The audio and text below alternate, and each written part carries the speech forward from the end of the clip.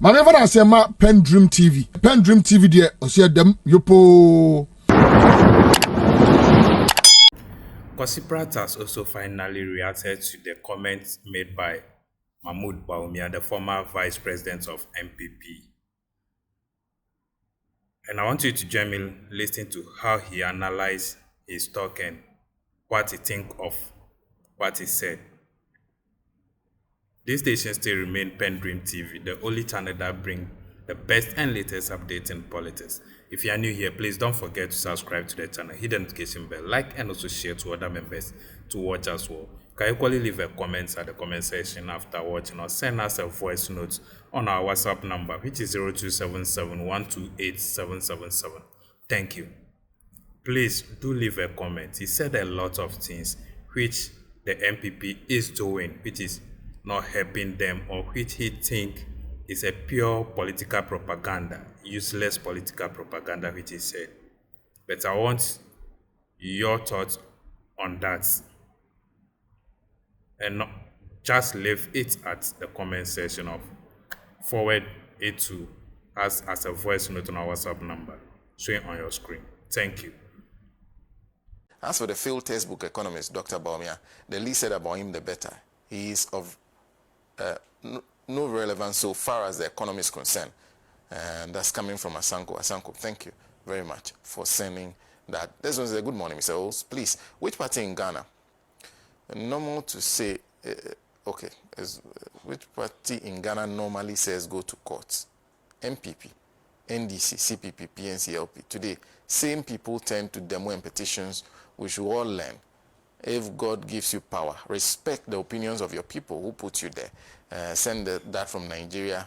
Thank you very much for that comment. This one is from Emmanuel in Kwesi. Says it is very clear that those still speaking against the good works of the NDC and trying to interfere the praise to His Excellency JDM, we know at the MPP. On the other hand, I believe strongly that anyone or any group that disagrees in reducing what they sell are MPP and none other people but MPP supporters. Please, His Excellency JDM should not spare them if they still refuse to reduce the prices of what they sell. If they need to be forced, they should be forced to do so. Thank you very much for that comment. Then there's MPP will be in opposition for long.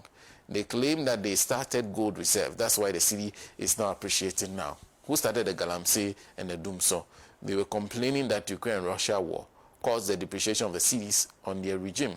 Now they said the NEC has no policy for the city appreciation, but rather trade war. I wish the trade war will continue like this so that Ghanaians can enjoy. Send that. He said his name is Donald Mosquito from Bolga. Thank you very much for sending the comment. There's Uncle Ben in Wamfie who says to Dr. Bawumia's question that the NDC should show him one policy that has contributed to appreciation of the city. He should also tell us one policy that he made or didn't make that contributed to the free fall of the city during his 8-year term as the head of the AMT. The current strength of the city is making some people very uncomfortable because it is exposing the false and the genuine economists we have in this country. Uncle Ben sent that. Some more comments. This one says, good morning. Why are we wasting our precious time to talk about MPP at this time? We must understand that when the situation was handled to be dealt with, we brought back JM to help. We thank God for our efforts that led to the dethroning of that wicked government of the MPP. We should keep our focus on building our country and leave those Bawumaia. We are moving forward with the spirit of unity and love for God and our country. Thank you for that comment. Please take your time and write the messages I'm reading as we go along. So it's difficult. I don't have time to edit it. So take your time and put them together. Says, I think Bawumaia should stop making noise and give President Mahama GM a chance to fulfill his promises. Dollar depreciation, MPP has no hand in it. Okay, thank you very much for that comment. If I struggle with your comment, what you're sending, then I have to jump it and move to the next one. Mr. Pratt, please kindly conclude for us on this one. Well, I mean, my first observation is that you take any subject, you take any development in our country today, and you find a lot more theater than substance, and I'm worried. I am very, very deeply worried because our approach to the economy, our approach to everything is not science-based, you know. And because of this attitude, everything has been reduced to useless propaganda. Now, no country develops on the basis of propaganda. Nothing thrives on the basis of theater, how to attract attention, you know, how to be on social media and so on. You don't develop that way. You only make advances on the basis of the understanding of science and the application of science. And that is what is lacking in this debate. I mean, listen, first of all, let's take Gideon, what is the name? Buaku. Gideon Buaku and Alhaji Bawumaia. Not long ago, Alhaji Bawumaia told us that whilst he was still vice president, he heard petroleum price increases on radio, and it stunned him. He was shocked. He claimed that 3 days to the elections, he heard of petroleum price increases, and he was so shocked, and he couldn't believe how any government could have done that 3 days to an election. So clearly, this is the extent of his involvement in shaping economic policy. Clearly, he's telling us that he was not even involved in the management of the economy. These are not my words. I mean, this is Alhaji Bawumaia himself speaking on his thank you tour. Now, it is the same Alhaji Bawumaia who came to us and said, look, the e-levy was a very bad policy. It imposed hardships on the people of Ghana. And that his government did it to its own detriment. It was one of the reasons why they lost the elections. So what was his involvement in shaping policy and implementing policy? None whatsoever. You understand? And I can go on and list many other things that he disassociates himself from, even as he was vice president of the Akufo-Addo government.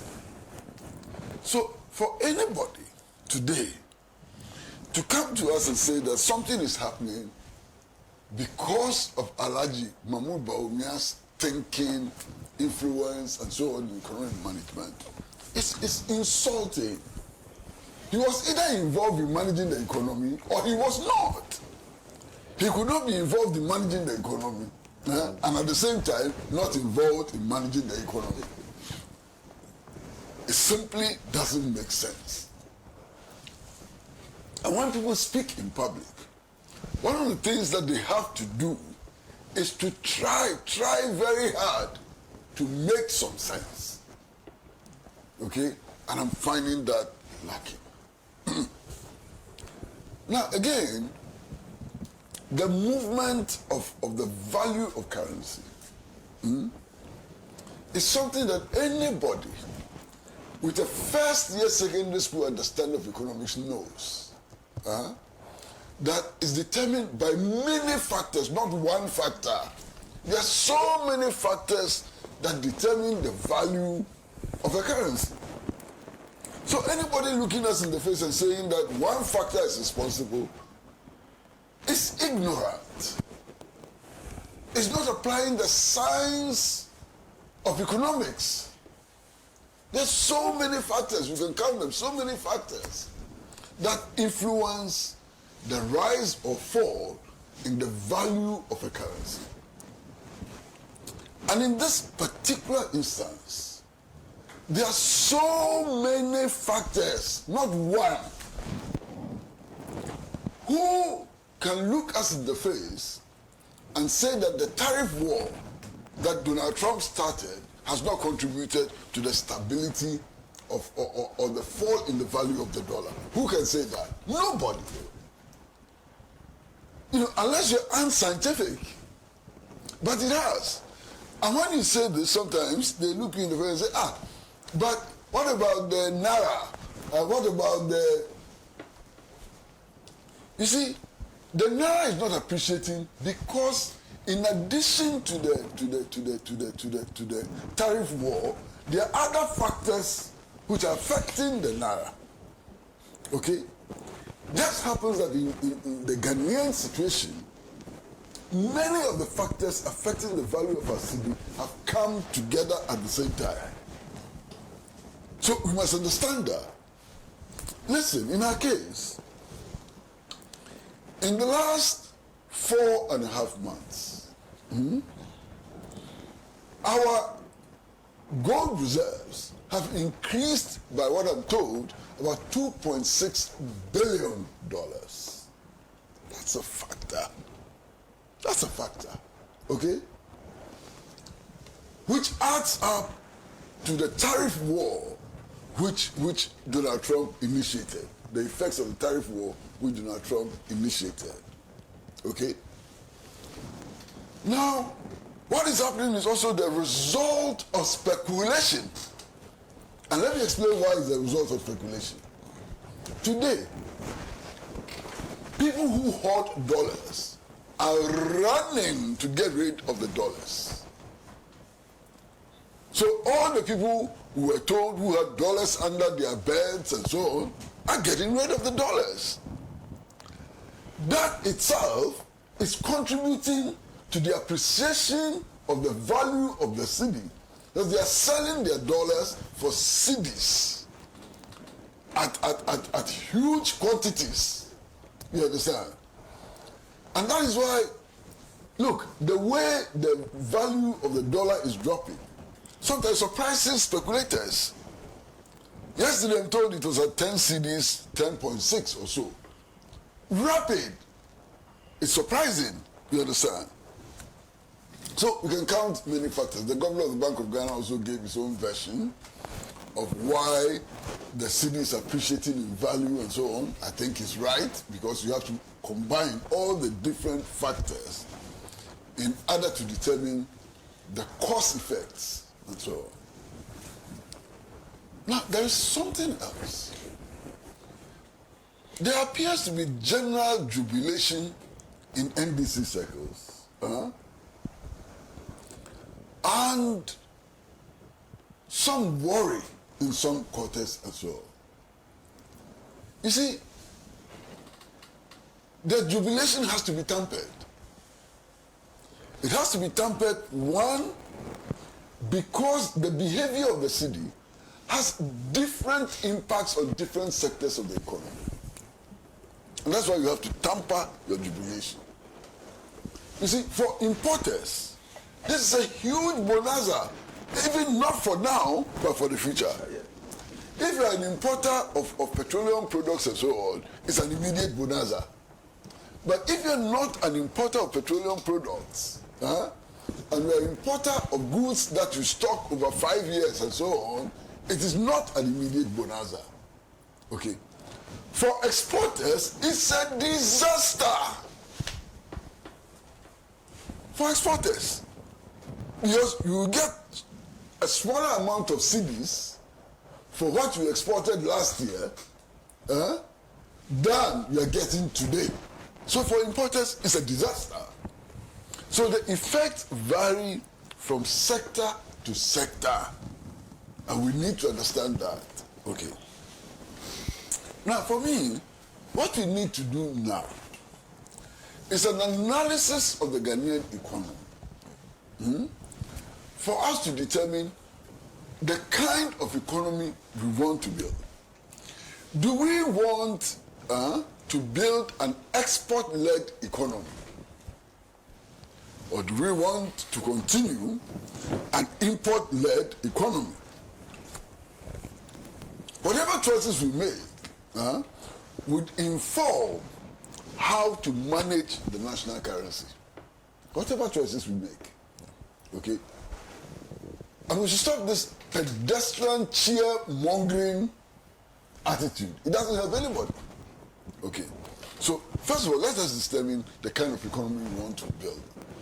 Now, if we determine the kind of economy we want to build, then we can decide how to manage our currency to respond to the economic model that we want to build. We haven't done that. We are cheer-mongering and so on in absolute foolishness. And that's the truth. Now, Senator, there's something else which is very, very important for me when it comes to this question of currency management. The most important thing is that every economy which is sustainable has to be predictable. There has to be some predictability about the economy. So you've got to be able to say, and stability, okay? So if the city is rising and falling, and so on, it's bad for the economy. What we need is stability. And we didn't get that stability under Nana Addo Dankwa Akufo-Addo's government. That was the main problem. They moved the city from 3.4 to 3.5 to 17 cities in 8 years. And its impact on the economy was harrowing and so on. It was a big problem, okay? So, what we're doing, where is the stability? I don't see the stability. Because in a period of 3 months, we have moved from 17 cities to $1, way down to, let's say, 11 cities to $1. And it is continuing. And the market itself is so confused. Now, yesterday, the governor of the Bank of Ghana held the normal press conference, the monetary policy review press conference and so on. And his prediction, the Bank of Ghana's prediction, was that we'll be closing the year at a cedi exchange rate of about 11 to $1. That was yesterday. Okay. Now, that means that it's going to rise again. Because we are 10.6. So if we're going to go to 11, it means that we're going to rise again. And that is the end of year prediction. What about after that? Would it rise or would it fall? We don't know yet. But this is the Bank of Ghana. Now, Senator, listen very carefully. I think it was on Tuesday, FITS also published their prediction. The FITS prediction is that by the close of year, the value of the cedi will be 14 cedis to $1. Another indication of a rise. A rise of the dollar's value and a fall in the cedi's value. Okay? So if you're looking at this, and there are many other predictions. In fact, the predictions range from 11 to 15 cedis per dollar at the end of the year. So we are not stable yet. And we should be worried that we are not stable yet. You understand? That's one aspect. Master, there's something else that is also troubling. For me, it's not so much troubling. Okay. But for others, it should be very, very troubling. Both the National Democratic Congress and the New Patriotic Party tell us that they are running a market-oriented economy. Okay? They say that they are not running a command economy. Is that not what they tell us? Yes. Both parties. So what is happening? All this pressure on traders to announce decreases in prices, so where is it coming from? When we are running away from the command economy, you give instructions to traders to increase or decrease their prices. What's this nonsense? What's this out of character behavior? I don't believe that market forces should determine anything in our country. I believe in central planning. I believe that we are giving a mandate to a government to control our destiny. And controlling our destiny implies that that government must put its foot down and take measures to control prices, take measures to control everything, and so on. That's my belief. I believe in central planning. But for political parties which claim that they believe in a market-controlled economy, why are they complaining about prices? Shut up! If the trader goes into the market and he cannot sell rice at 10 cedis because others are selling at 7 cedis, he will sell at 7 cedis. If the trader goes to the market and everybody is selling at 11 cedis, the trader will be mad to continue to sell at 7 cedis because he's losing money and so on. You understand? So if you believe in the market economy, let the market decide prices and stop this attempt to superimpose a command economy, a centrally planned economy, on a market economy platform. It doesn't make sense at all. It doesn't make any sense at all. Okay? Now, let's be practical. Let's calm down. Forget the terms and so on. Let's calm down. Let's come to what they call black stars. Is that not how they call it? Let's come to that. The goods on the market today, at what rate were they imported? Most of the goods were imported 1 year ago, some 2 years ago, some 3 years ago. Some of them were imported at 16 cedis to a dollar, some of them at 14 cedis to a dollar, and so on. If the exchange rate has changed, how do you force traders to use the exchange rate today when the goods were not brought in at today's exchange rate? Does it make sense?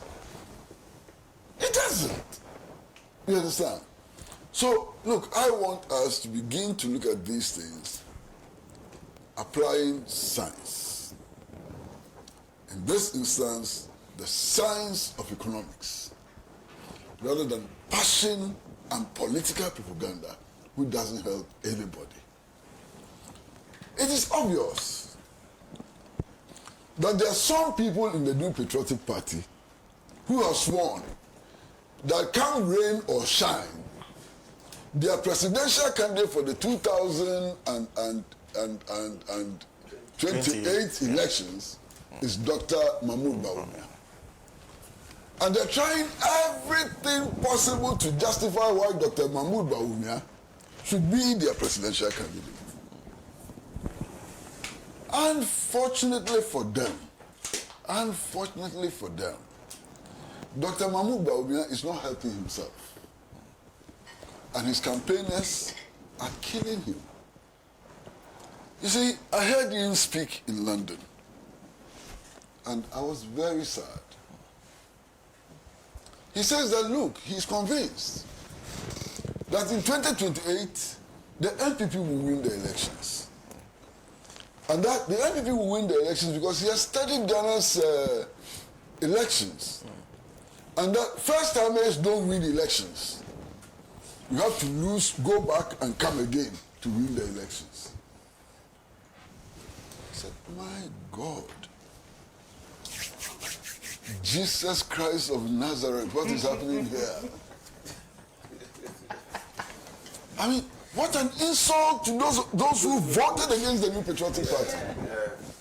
But the people of Ghana are so stupid, they don't know what they're about. They only voted for John Dramani Mahama because it was the first time Mahmoud Bawumaia was coming onto the scene.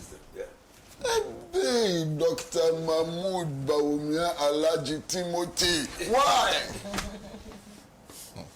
Why this insult? Look, how many candidates were there in that election? This thing he describes about first-timers and second-timers and so on. In that election, there was this priest. What is his name? Let's take LPG. Apalu, yeah. How many times hasn't he contested elections for this country? Did the people of Ghana vote for him? He has come again and come again and come again and come again. He was rejected. So it doesn't explain the electoral behavior of Ghanaians. Okay? It doesn't explain the electoral behavior of Ghanaians. How does that explain how John Dramani Mahama lost elections in 2016. It doesn't. So this is some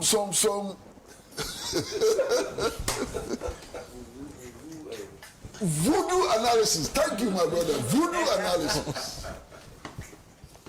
This is analysis made in Benin. Analysis from a shrine in Benin. Voodoo analysis. And I couldn't believe it. So his whole confidence about winning the elections is because it will be his second time contesting elections as presidential candidate. So policies don't matter. So if policies don't matter, why are they worrying us about how his goal for oil has improved the city? It doesn't matter. It will be his second time. He will win automatically. So stop wasting our years. Stop wasting our years. In any case, the 2028 elections will be won or lost also on the basis of who has superior organization. And what is happening in the New Patriotic Party does not convince me that in the next 3 years, that party can become a viable party capable of winning any elections in our country. And you know why I'm saying this? Look, forget about the fighting in the thank you tour and so on and so forth. So far, when you listen to the leading spokesman of this party, what impression do you get? I mean, last night, I was watching late night television, and the chief communicator of the party was on TV3. And what he was saying was mind-boggling. This is a guy who was saying that, look, the NDC must not make the mistake of thinking that because the NPP lost elections, it is a small party. And that the NPP still has numbers, which it can deploy, whether the government is right or wrong. Charlie? Now, whether the government is right or wrong, they have numbers to mobilize to disrupt government. Is this a responsible talk? I thought that you mobilize against something which is wrong. But we are now being told that whether they are right or wrong, we are going to mobilize against them. We are not a small party. We have numbers. You see, they should be careful. Some of these statements actually tell the people who they are, the intentions behind what they do, and so on. It's clear.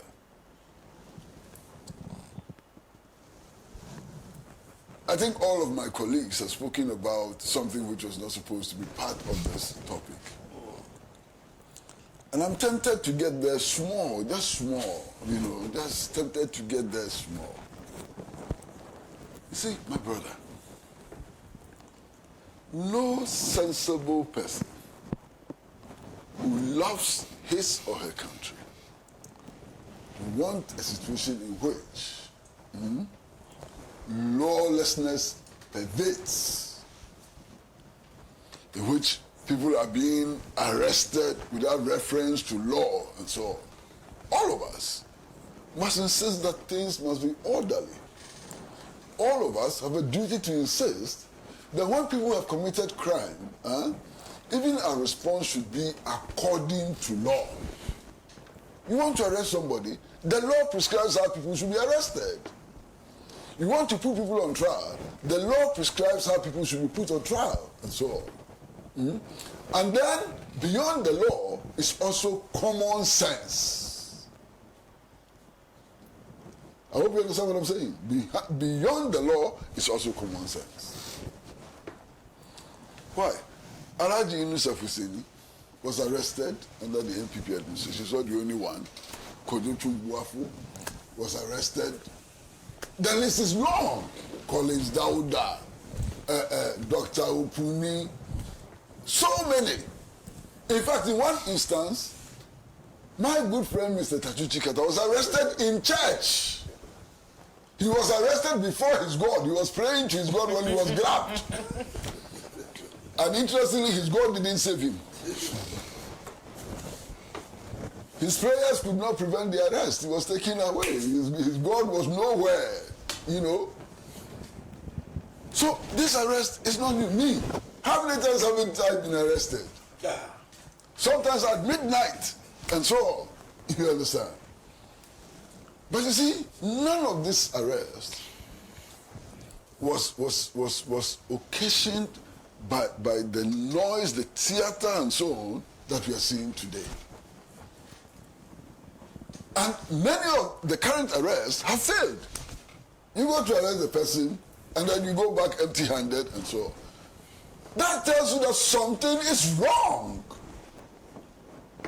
And I'm not going to point out what is wrong, but something is fundamentally wrong with the way these things are being conducted. Somebody is not doing his work well. Somebody is not thinking. Look, in 1986, I was arrested. I was arrested at midnight, okay? Because of who I am and what we do and so on, one of the very simple things we learned to do was how to detect surveillance. I'm not going to teach you how to do it, but there's a way in which you detect surveillance. I'll learn it backstage. You know. So, by 10 a.m. that day, and let me tell you something very interesting. The person who led that arrest was Mr. Yadonko, who eventually became my very good friend and was National Security Coordinator. He led that arrest, and perhaps you can ask him. I noticed in the morning that I was under heavy surveillance. You understand? I noticed in the morning that I was under heavy surveillance. So I started playing games with them. You know, I closed from work and I went to sit in a place where there are many people. And I knew they were there. I could see them. They were in a white Peugeot 504 caravan, also loitering around. They didn't arrest me, you know. So after saying that, everybody started going home because the people were there, I was there. So I then decided that, look, my friend, this place is no longer safe. You know. The people are there, they are watching me, what are you going to do? You know. So I went home.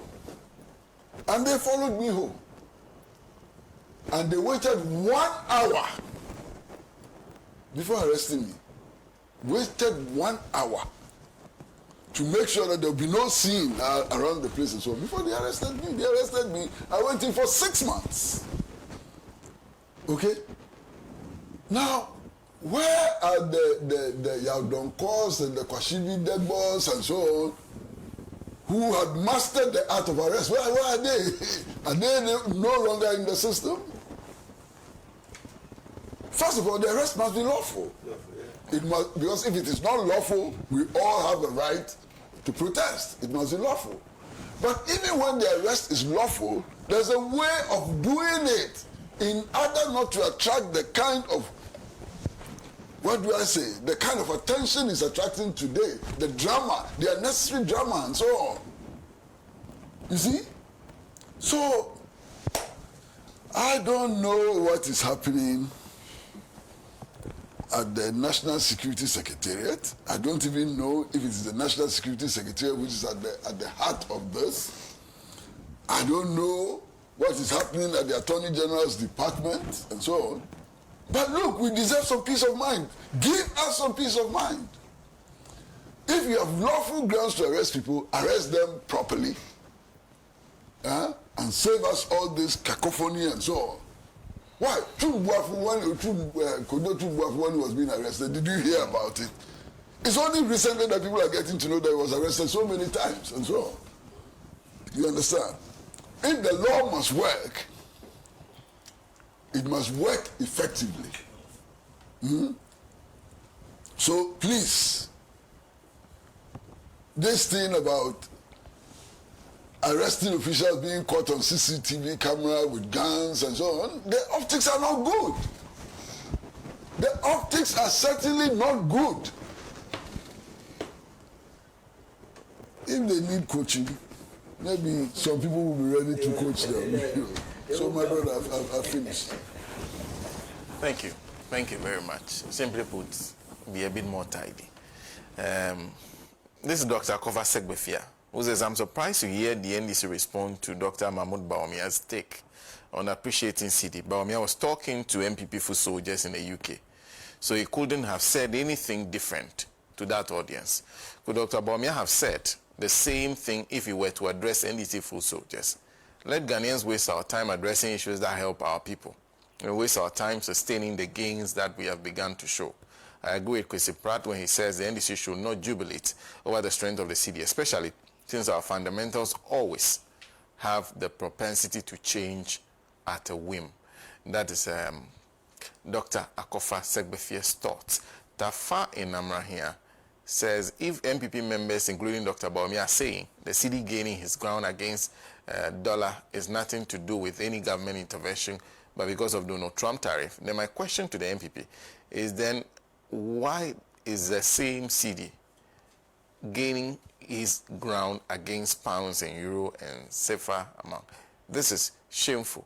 If you can't carry a heavy load and someone's car comes and carries that load away, instead of you asking the person how he or she manages vehicle, that makes the vehicle strong. You're rather telling people that the vehicle's engine is weak. Like I said, please take your time and type. There's Justice Bonyo says, the good thing about the CD's appreciation against the dollar is that it reduces the cost of imports, especially for machinery and essential goods. This helps lower inflationary pressures, making basic commodities more affordable for consumers and reducing the cost of doing business for local industry. In the long term, consumers will feel the impact if it is stable for 3 to 6 months. There's Musa Bato is also joining us, and the appreciation of the CD continues steadily. And let's be clear, this isn't due to any so-called gold reserve accumulations claimed by Dr. Bawumia. It's a result of unprecedented gold exports driven by Ghana Gold Board, coupled with tight monetary policies from the BOJ and responsible fiscal consolidation by the Ministry of Finance. This is real economic leadership at work. Thank you. Okay, this is Koblavin Pokwasi Bengazi. Okay, he's talking about something else there. Thank you very much. That's not. Thank you for making time with us. This station still remains PENDREAM TV, and we want to thank you for choosing us and subscribing to our channel for us. We say God bless you for doing that. Please do share to other friends of yours on other platforms you belong to as well. God bless you. Stay tuned for more. Stay glued to the channel by turning on the notification bell to notify you of anything that you put on the platform. Stay blessed. God bless you. PENDREAM TV now, so far so good. Say open online portal e wo Ghana. Nipa share, nipa follow, nipa comment here. To my best of knowledge, without any biases, PENDREAM TV.